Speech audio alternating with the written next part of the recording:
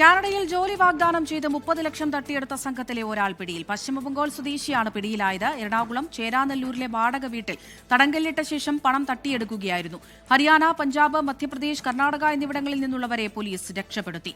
Lydia Jacob ഉണ്ട് കൊച്ചിയിൽ നിന്ന് വിവരങ്ങൾ നൽകാൻ. ലിഡിയ, ഇത് എങ്ങനെയായിരുന്നു ഈ സംഘത്തിന്റെ ഈ തട്ടിപ്പ്? ഇനിയും ഒരുപാട് പേർ പിടിയിലാകാനുണ്ടോ? അമൃത, നിലവിൽ ഒരാളാണ് പിടിയിലായിട്ടുള്ളത്. അത് ഇതര സംസ്ഥാനക്കാരനായിട്ടുള്ള ഒരു വ്യക്തി തന്നെയാണ്.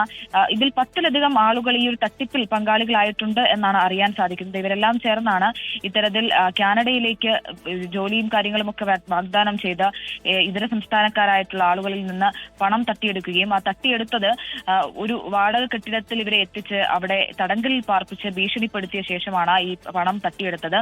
എന്തായാലും ചേരാനല്ലൂർ സിഗ്നലിന് സമീപമുള്ള മുണ്ടിയ റോഡിലുള്ള വാടക കെട്ടിടത്തിൽ നിന്നാണ് 7 ഇതര സംസ്ഥാനക്കാരായിട്ടുള്ള ആളുകളെ പോലീസ് രക്ഷപ്പെടുത്തിയത്.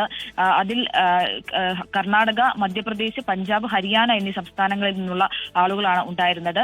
ഈ കാനഡയിൽ ജോലി നൽകാം അല്ലെങ്കിൽ കാനഡയിൽ എത്തിക്കാമെന്ന് ഇവരെ പറഞ്ഞു വിശ്വസിപ്പിച്ച ശേഷം ഇവരുടെ കുടുംബങ്ങളിൽ നിന്നും ബന്ധുക്കളിൽ നിന്നുമൊക്കെ ഇത്തരത്തിൽ 30 ലക്ഷം രൂപ ഈ സംഘം കൈക്കലാക്കുകയായിരുന്നു.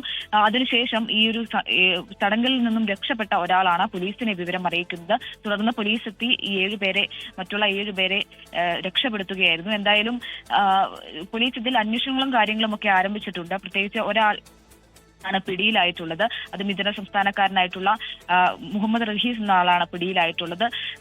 മറ്റുള്ള ആളുകൾക്ക് വേണ്ടി പോലീസ് അന്വേഷണം നടത്തിവരികയാണ്.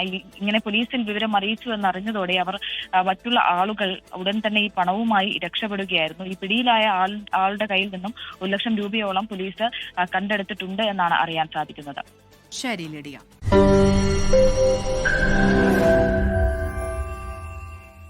ലോകത്തെവിടെയായാലും ഏത് സമയത്തും 24 വാർത്തകളും ഓഗ്മെന്റഡ് റിയാലിറ്റി പാക്കേജുകളും എക്സ്പ്ലെയിനറുകളും വിശദമായി കാണാൻ ഞങ്ങളുടെ യൂട്യൂബ് ചാനൽ നിങ്ങൾക്ക് സബ്സ്ക്രൈബ് ചെയ്യാം.